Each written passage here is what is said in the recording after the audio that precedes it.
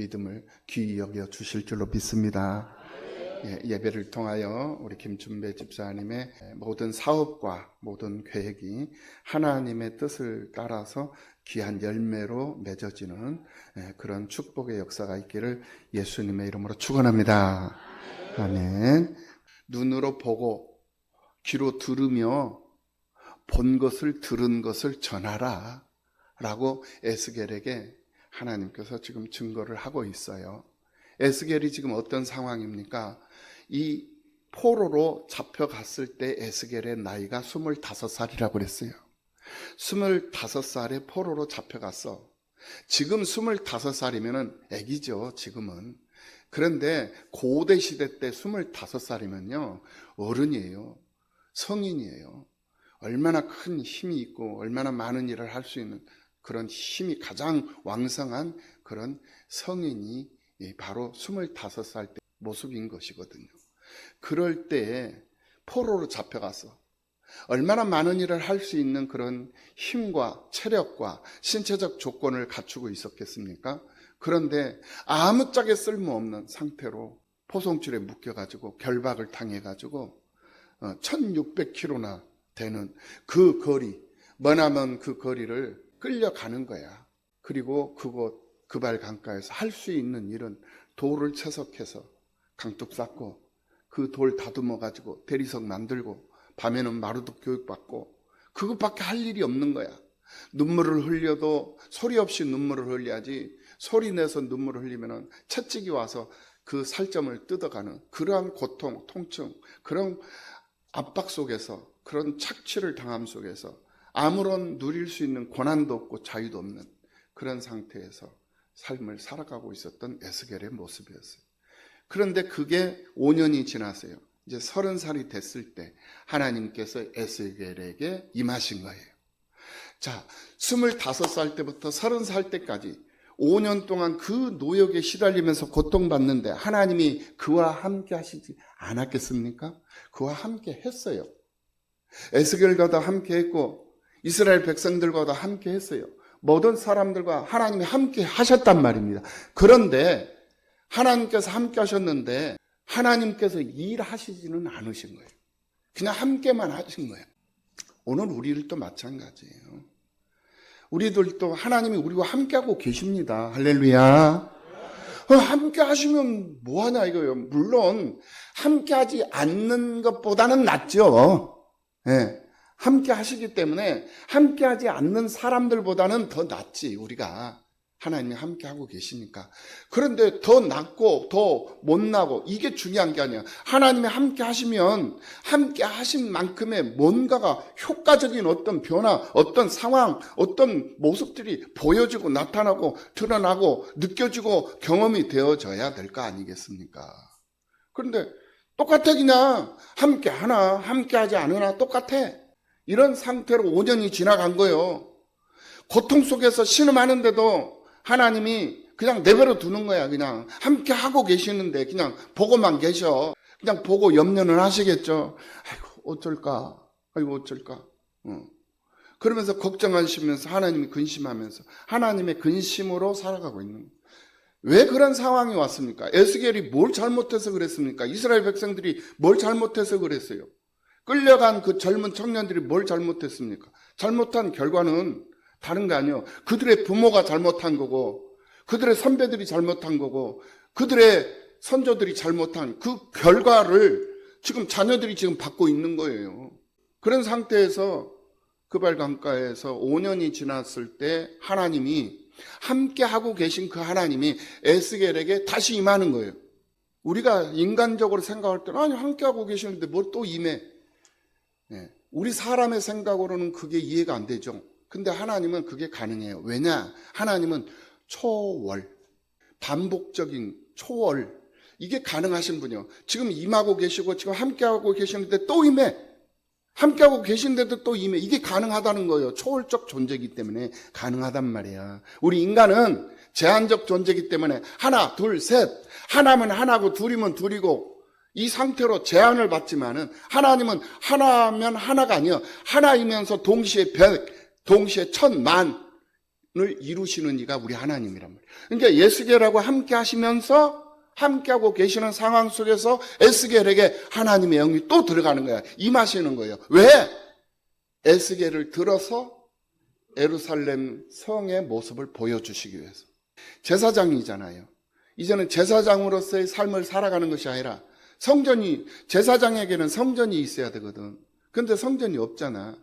그러니까 이제는 제사장 직임을 감당할 수 있는 그런 상황, 그런 환경이 아니잖아. 그래서 하나님께서 이제는 선지자의 직임을 수행할 수 있게끔 만드시는 거예요.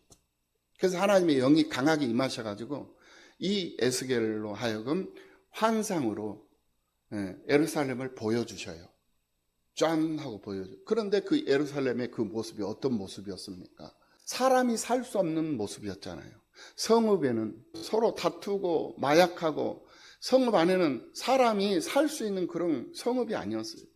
무질서, 배고픔, 이런 상태. 그리고 성전 안에는 제사장들, 고관들, 장로들 전부 다 하나님 등지고 있고, 그곳에다가 성전 벽에다가 그림 그려놓고 동물 그려놓고 거기에서 향불을 피워놓고 그곳을 노래하고 찬송하고 있고, 성전 동쪽에는 고관들이 하나님이 가장 싫어하는 그런 우상들, 가증한 우상들을 만들어 놓고 그걸 또 숭배하고 있고, 제사장들은 성전을 등지고 동쪽 바라보면서 태양을 바라보면서 제사를 하고 있고, 아낙네들은 단무스 우상을 섬겨놓고 세워놓고 그것을 또 찬송하고 있고 그곳에다가 기도하고 있고, 이런 엉망진창, 질서도 없고 사람 살 수 없는 그런 상태, 혼돈의 상태, 그런 상태에 있는 예루살렘 그 성읍과 성전의 모습을 보여주시면서 나 그곳에 없다,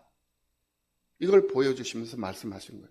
그러니까 지금 있는 이스라엘 백성들은 하루라도 빨리 이 포로 생활에서 벗어나서 예루살렘으로 다시 가고 싶은 거야.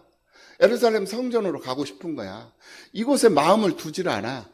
그러니까 하나님께서 오직이 답답했으면 그곳에 나 없다, 나 여기 있다, 나 너희들과 함께하고 있다, 이렇게 직접 임재를 하셔가지고 직접 말씀을 해주고 계시는 거예요.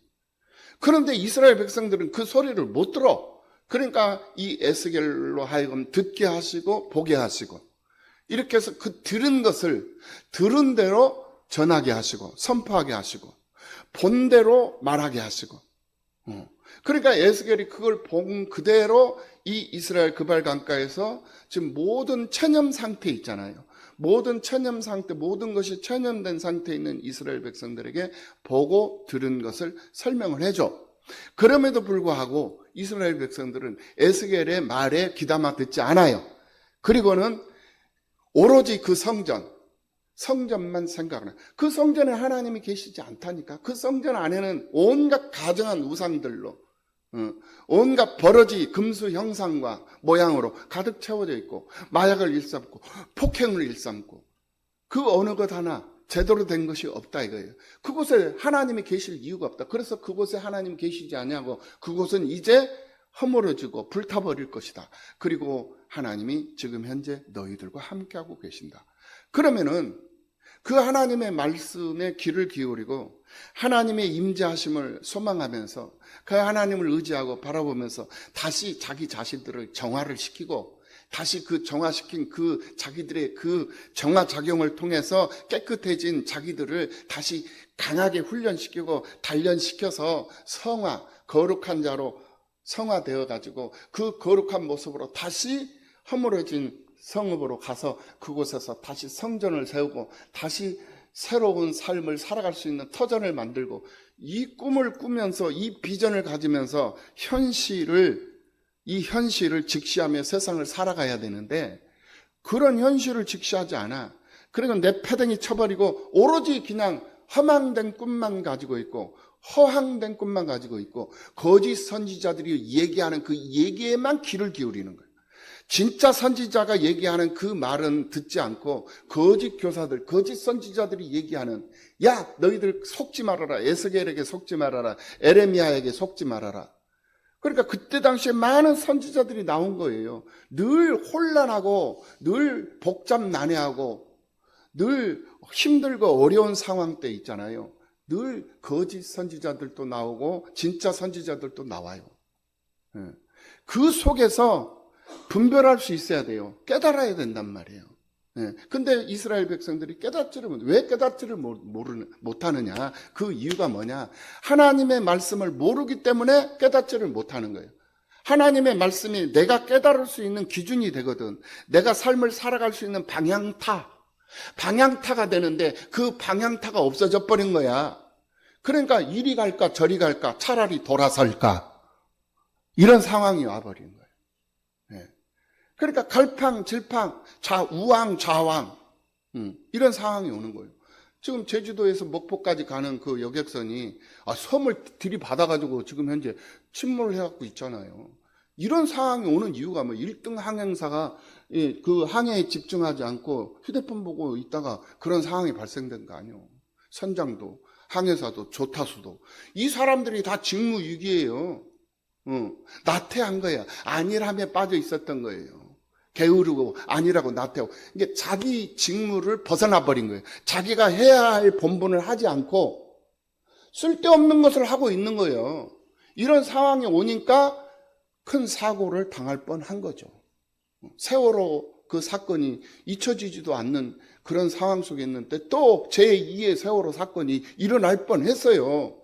그런데 하나님께서 지켜주셔서 다행히 구사일생으로 이렇게 어쨌든 구조는 됐잖아요. 사람들이 다치지 않고. 이런 상황이 온 건데 왜 이런 상황들이 발생되는 이유가 뭐냐? 자기 일에 충실하지 않고 엉뚱한 데에 관심을 두고 엉뚱한 데 마음을 빼앗기고 세상을 살기 때문에 이러한 현상들이 나타나는 거예요. 신앙생활도 마찬가지예요. 우리는 하나님의 사람들이잖아요. 하나님 앞에 구별된 사람들이잖아요. 그러면 하나님 앞에 집중하고 살아야 된다니까, 우리는. 하나님에게만 집중하고 살아야 돼. 하나님을 바라보고 하나님의 말씀을 귀 기울여서 말씀 듣고 하나님 말씀 보고 하나님 말씀 듣고 한 것을 전하고 알려주고 그러면서 우리는 살아야 돼. 그런 일에 열정을 가지고 열심을 가지고 살아야 된다니까. 그 일이 우리가 해야 할 일이요. 우리의 삶이고. 그런데 우리의 삶의 본분을 잃어버리고 우리가 해야 할 직무를 잃어버리고 내 마음대로 내 방식대로 그냥 살아버린단 말이에요. 그러니까 이스라엘 백성들이 그게 누적이 되잖아. 계속 누적되고 어느 시점 가서 이제 폭발해버린 거 아니에요. 1차 바벨론 침략 경고가 됐죠. 2차 바벨론 침략 경고됐죠. 3차 결국은 멸망이 돼버려요. 그 전에 북이스라엘이 또 아수르 제국에 의해서 멸망을 당했잖아요. 그거를 남유다가 보고 있었잖아. 그러면 그거를 반면교사 삼아가지고 우리들만큼은 회개하고 돌이켜서 하나님에게 집중하고 살자. 그래서 이 성전을 거룩하게 보존하고 이 성전 안에 임재 계신 하나님께 우리는 산 제사를 드리며 살아야 된다 하면서 하나님 말씀 배우기를 힘쓰고 하나님 찾는 일을 힘쓰고 하나님께 드리기를 힘쓰고 하나님 앞에 감사하기를 힘쓰며 하나님이 일하는 것을 기쁨으로 여기고 행복으로 여기면서 살아야 되는데 하나님의 성전은 등져버리고 그곳에다가 하나님이 가장 싫어하는 가증한 것들을 갖다 놓고 우상들을 갖다 놓고 인본주의, 신비주의, 무속적인 신앙 이런 것들이 이 교회 안에 다 들어와 있어. 인문학을 얘기하고 교회 안에서. 그리고 교회가 예배를 드리는 것이 아니라 맨날 이벤트만 하고 이런 상태에 놓여져 있으면 이게 무슨 교회냐 이거예요. 교회는 하나님의 말씀이 선포되고 하나님의 말씀이 가르쳐주고 그 말씀에 근거해서 찬송을 하고 그 말씀에 근거해서 기도를 하고 그 말씀에 근거해서 봉사를 하고 그 말씀에 근거해서 전도를 하고 선교를 하고 이게 바로 교회거든요. 근데 교회의 기능은 하나도 없어. 오로지 그냥 교회가 부흥하고 성장. 왜 교회가 부흥하고 왜 교회가 성장해야 되는 이유가 뭔데? 한 영혼, 한 생명을 구원하기 위해서 교회가 부흥하고 성장하는 거잖아요. 한 영혼 구원을 위해서 그 일에 쓰임받기 위해서 교회가 필요한 것이고 교회가 존재하는 것이고 그 일을 위해서 내가 참여하는 것이고 내가 쓰임받는 것 아니겠습니까? 그게 하나님 나라 확장 아니에요. 그런데 교회 기능은 없어. 그럼 왜 교회가 부흥해야 되느냐? 그냥 자기 편하고 자기 잘 먹고 자기 잘 누리기 위해서 잘못 생각하는 거예요. 하나님께서 그거 원하시지 않아요. 그래서 하나님께서 그냥 멸망시켜버린 거 아니에요. 부숴버린 거예요. 허물어뜨린 거예요. 불태워버린 거예요. 그리고는 그 성전에 나 없어. 여기 찾지 마. 여기 기억하지도 마. 그리고는 그발 강가에 성전이 없는 상태에 있는데 성전이 있는 거예요. 그러니까 성전이, 눈에 보이는 성전은 있었어. 이 에스겔이 30살 때 하나님이 임재하셔가지고 환상을 보여줄 때는 예루살렘 성전이 있었어요. 그런데 그 성전 안에는 하나님이 안 계셨죠. 온갖 가증한 것들로만 가득 차 있었죠. 그래서 하나님께서 회개하지 아니하면 이거 불태워버리고 허물어버릴 것이다. 흩어버릴 것이다. 그렇게 경고를 했음에도 불구하고 그 말을 귀담아 듣지 않은 결과, 회개하지 않고 돌이키지 않는 결과 허물어버린 거예요. 태워버린 거예요. 없애버린 거예요. 전부 다. 그리고는 이스라엘 백성들이 다 흩어져 버렸잖아요. 애굽으로 흩어지고 에돔으로 흩어지고 모압으로 암몬으로 다 흩어지고 바벨론까지. 그런 상태에서 흔적도 없이 다 흩어버린 거예요. 그리고는 세월이 이제 오늘 본문 말씀이 뭐냐, 25년이 된 거예요. 1절 봅시다. 오늘 본문. 우리가 사로잡힌 지 25째 해. 그러면 자, 에스겔이 25살 때 잡혀갔어. 그렇죠? 그리고는 이제 사로잡힌 지 25째 해가 됐어. 그럼 에스겔이 이제 몇 살 됐어? 50살이 된 거야. 이제 늙었어. 세월이 그렇게 금방 흘러가버려. 노예로 노동 착취하면서, 야, 그래도 그 25년 동안 그런 착취를 당했음에도 불구하고 50살이 되었으면, 50살이 되었음에도 불구하고 지금 에스겔이 살아있다라는 거, 이것만으로도 기적이지. 할렐루야. 그 노역 속에서 죽은 사람들이 얼마나 많았겠습니까? 25째, 성이 함락된 후 14째 해. 그 성이 함락된 후, 그러니까 잡혀간 지 25째, 25년이 지금 잡혀간 후로 25년 지났고, 성이 함락된 지 14년이 된 거야. 그리고 첫째 달 14째 날에, 첫째 달 1월 14일에, 그날에 여호와의 권능이 내게 임하여, 에스겔에게 임하여 나를 데리고 이스라엘 땅으로 갔다. 하나님의 권능, 권세와 능력, 권능이 에스겔에 임하여 가지고 에스겔을 데리고 이스라엘 땅으로 갔다 이거예요. 1절이요. 2절, 하나님의 이상 중에 나를 데리고, 이상 중에 환상이에요. 하나님의 환상 중에 나를 데리고 이스라엘 땅에 이르렀어. 이스라엘로 데리고 갔어요. 이스라엘 땅에 이르렀어. 나를 매우 높은 산 위에 내려놓으시는데, 이 말이. 그러니까 이스라엘의 높은 산이잖아요. 이스라엘에 있는 산. 이제 이스라엘 땅, 이스라엘 산은 온 이스라엘을 다 말한다고 얘기를 했어요. 그렇죠? 이스라엘의 전 영역. 이스라엘의 산이라고 하는 것은 이스라엘에서 살고 있는 모든 사람들 앞에, 이 말이에요. 그들 앞에 이 에스겔을 하나님이 내려놓으셨어. 지금 환상 가운데 그렇게 지금 해놓으신 거야. 거기에서 나무로 향하여 성읍 형상 같은 것이 있더라. 그 산 높은 곳에 거기서 남쪽을 향해서 성전, 성읍 형상 같은 것이 있더라. 성읍 형상, 예루살렘 성읍의 형상 같은 것들이 있더라. 3절. 나를 데리고 거기에 이르시니 모양이 놋같이 빛난 사람, 한 사람, 놋같이, 구리, 놋, 아시죠? 놋처럼 아주 빛나. 옛날에는 거울이 없을 때는 이 놋을 닦아가지고 얼굴을 봤잖아요. 그렇게 빛난 사람 하나가 손에 3줄, 3줄 측량하는 장대를 가지고 문에 서 있더니, 4절. 그 사람이 내게 이르되, 인자야, 내가 내게 보이는 그것을 눈으로 보고 귀로 들으며, 보고 들으며 내 마음으로 생각할지어다. 판단하라는 거예요. 내가 이것을 내게 보이려고 이리로 데리고 왔나니 너는 본 것을 다 이스라엘 족속에게 전할지어다. 그러니까 노수로 2절, 3절, 놋같이 빛난 사람 하나가, 이게 누구예요? 하나님이에요. 그러니까 보이지 아니하시는 하나님이 보이는 하나님으로 좀 보여지는 거예요. 이게 가능하다니까요. 왜? 하나님은 초월적 존재니까. 동시에 가능한. 동시에 한 가지, 두 가지, 만 가지가 동시에 가능해. 이게 우리가 믿는 하나님이야. 할렐루야. 이런 하나님을 우리가 믿고 있어. 이런 하나님을 우리가 아버지로 부르고 있고, 이런 하나님을 우리가 의지하고 있단 말이에요. 그러면 우리가 기죽을 필요가 없는 거예요. 걱정할 일이 없어. 염려할 일이 없어. 내 건강에 조금 문제가 있어. 적신호가 왔어. 걱정할 일이 없어. 내 경제적인 어려움이 지금 현재 나를 압박하고 있어. 걱정하지 마. 문제가 뭐냐? 하나님과 나와의 관계가 지금 틀어져 있다는 이걸 빨리 진단을 하라는 거예요. 그 틀어져 있는 걸 어떻게 해야 돼? 바로 잡으면 돼. 네. 사이클이 딱 맞아야 빛이 난다니까. 소리가 난다니까. 사이클이 탁 해야 이 화면이 나와. 안 맞으면 화면이 안 나와. 안 맞으면 이 소리가 안 나오는 거예요. 맞아야 돼. 하나님하고 나하고 지금 현재 내가 지금 어떤 어려운 상황 가운데 있어. 건강에 문제가 왔다. 적신호가 왔다. 경제적인 적신호가 왔다. 가정에 어떤 어떤 직장에 이런 문제들이 어떤 발생이 됐다. 이거 하나님과 지금 현재 틀어져 있는 상황이라니까. 그러면 어떻게 해야 돼? 맞추면 되는 거예요. 맞추는 방법은 뭐예요? 내가 그냥 항복하면 돼.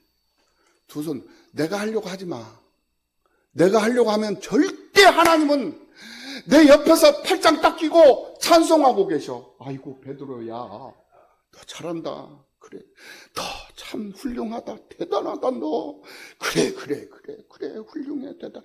이러고 있어. 나는 힘들어 죽겠는데. 그리고는 내가 이제 엎어졌어. 넘어졌어. 쾅 박았어. 그러면은 아이고 아프겠다. 이러고만 있어. 일으켜 줘야 되는데 안 일으켜 줘. 왜? 너 일어날 수 있잖아. 네 힘으로 할 수 있잖아. 그렇게 해왔잖아. 그러니까 해. 이러고 있는 거야. 절대 안 움직인다니까. 언제 움직이느냐.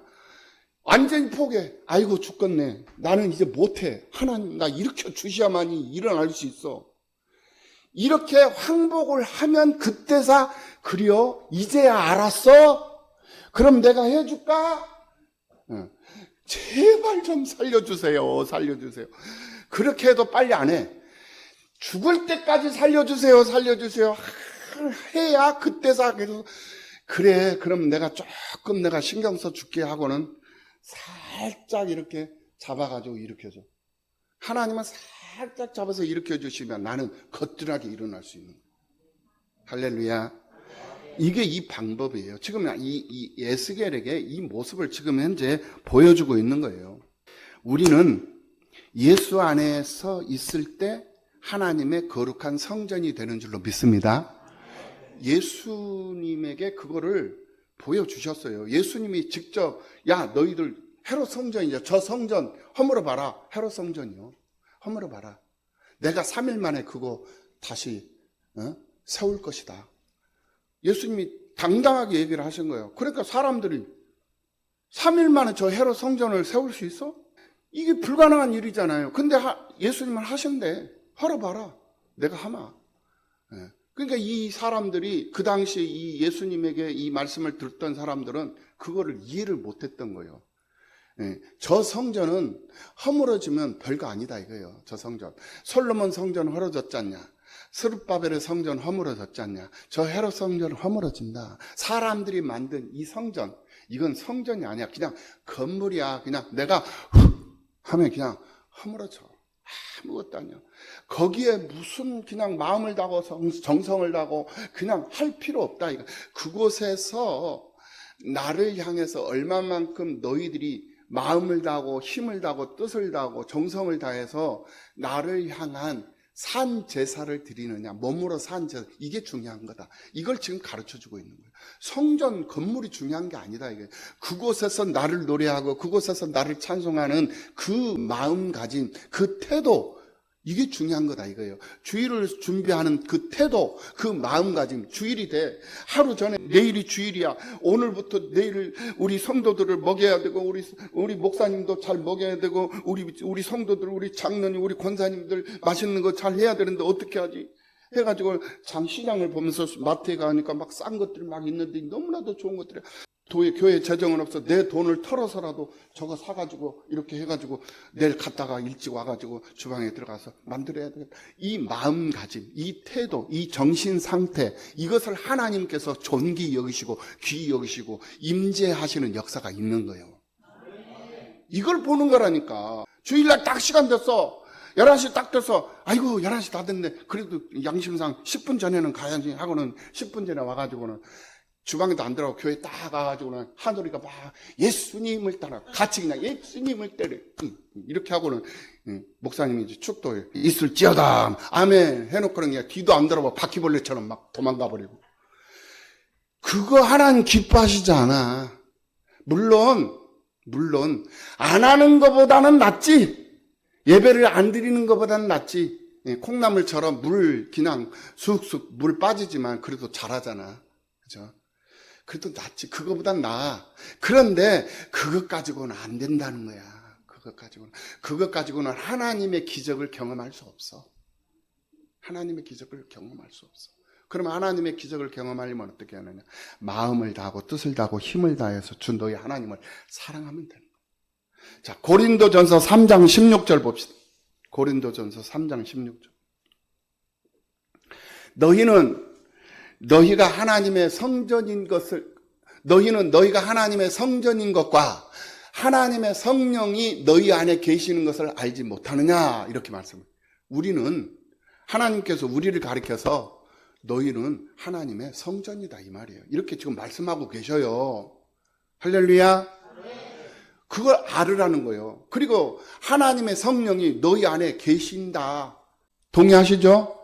여러분 마음속에 생각 속에 이 생각 속에 여러분들 삶 속에 여러분들의 마음 이 심령 속에 성령께서 내주하고 계시죠?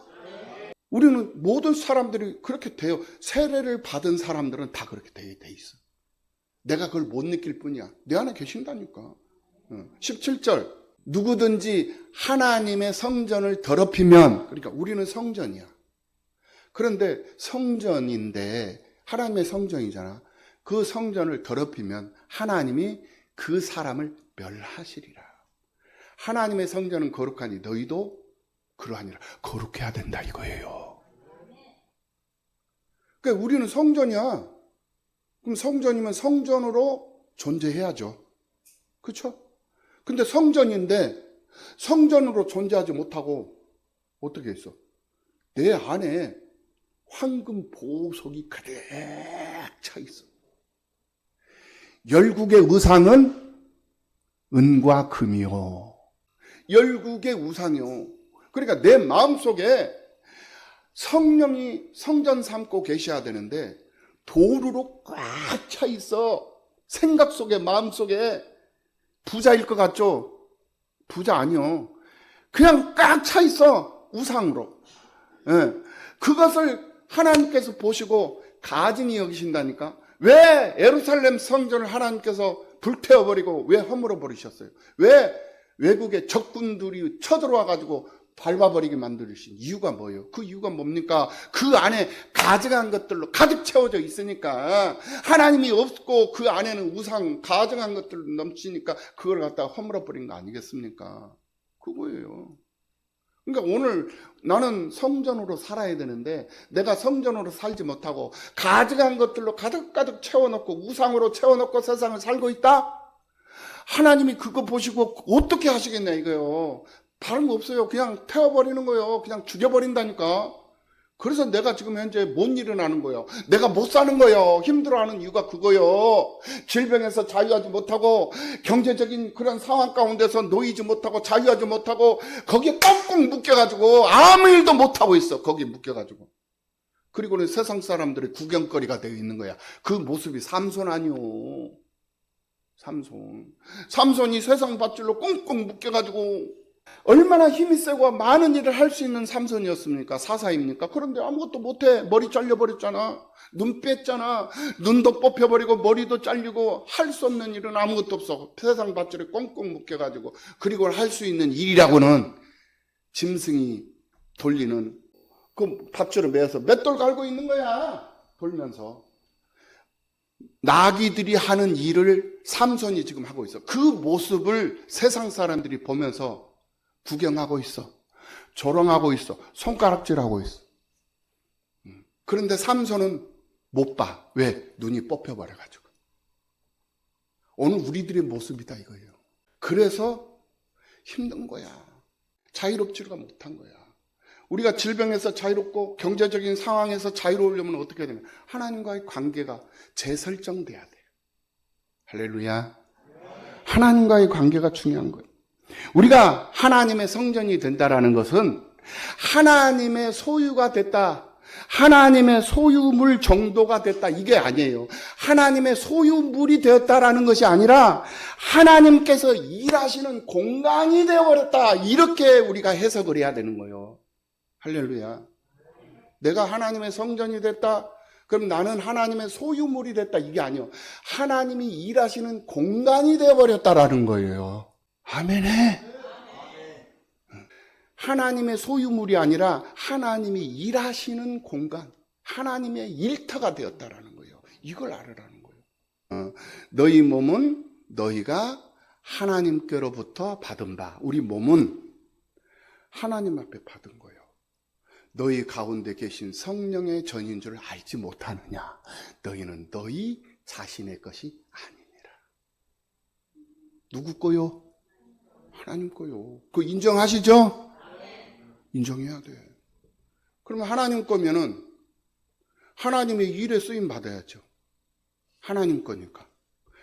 사람들이 자꾸 아이고 뭐 내 거지, 내 몸이지, 내가 내 마음대로 하는데 뭔 상관이야? 그 무식한 거요. 모르는 거요. 깝깝한 거지. 그러니까 얻어 터지는 거야. 너 한 대 맞고 할래, 그냥 할래, 이렇게 나오는 거야. 우리 몸은 하나님께로부터 받은 몸이거든. 그러니까 하나님 거야. 그러면 하나님을 위해서 우리가 일을 해야 돼.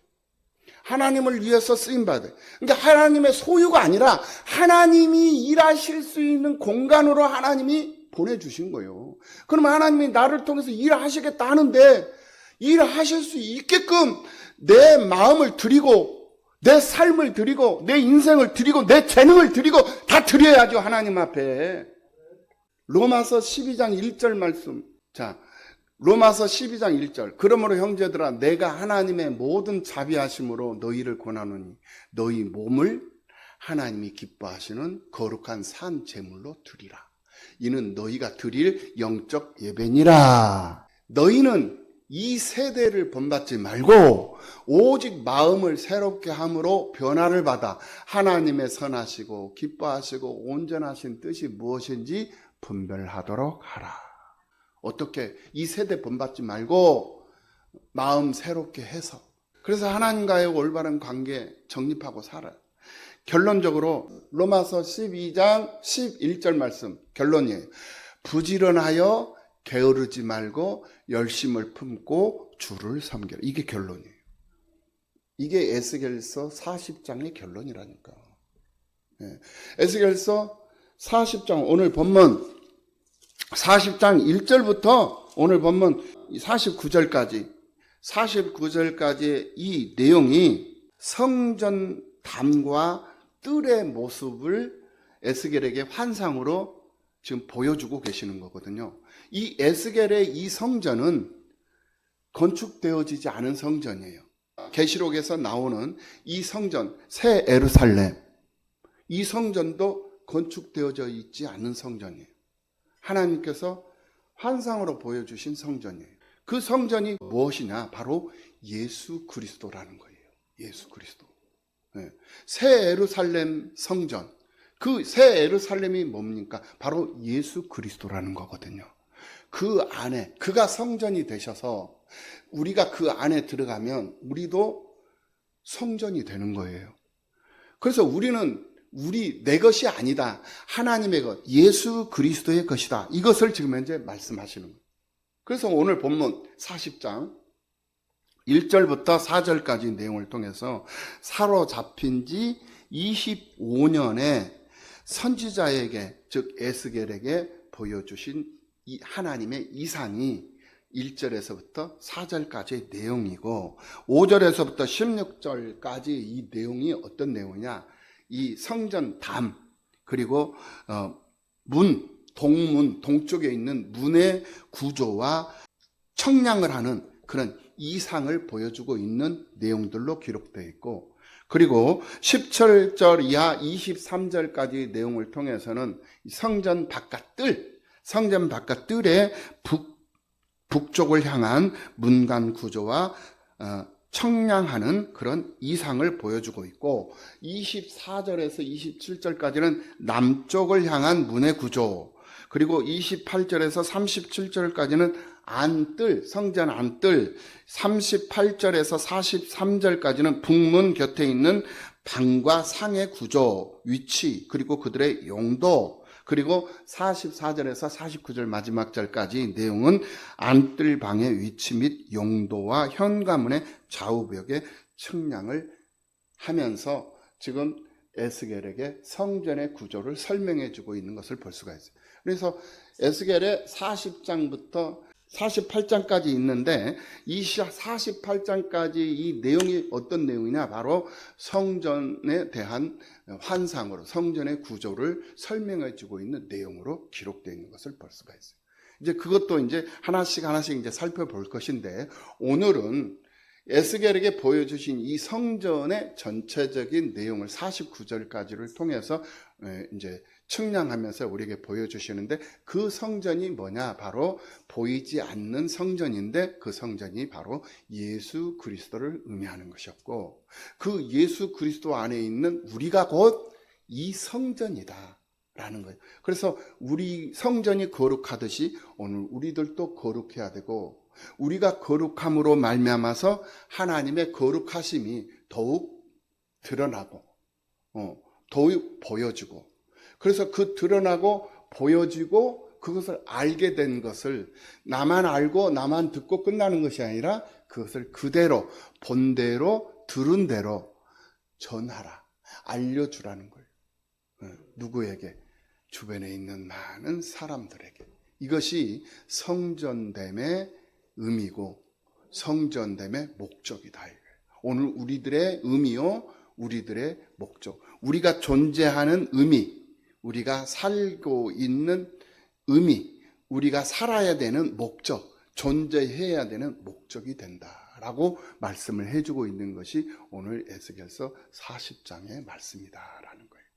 이 말씀 명심하시고 하나님 앞에 산 제사로 우리의 몸을 살아있는 제사로, 산 제사로 드릴 수 있는, 영적 예배로 드릴 수 있는, 내 재능을 드리고 내 삶을 드리고 내 마음을 드리고 내 생각을 드리고 온통 내가 살아가는 동안 오직 예수님의 영광을 위해서, 예수님의 유익을 위해서, 이게 복음이잖아요. 복음의 유익을 위해서 우리가 드려지는 것, 우리가 쓰임 받는 것, 우리가 준비하면서 쓰임 받는 이런 모습들을 통틀어서 우리들에게 말씀해 주고 있다라는 것을 우리가 깨닫고, 하나님의 사람들로 부족함이 없고 부끄럽지 않는 우리 모두의 삶이 다 되시기를 예수님의 이름으로 축원합니다.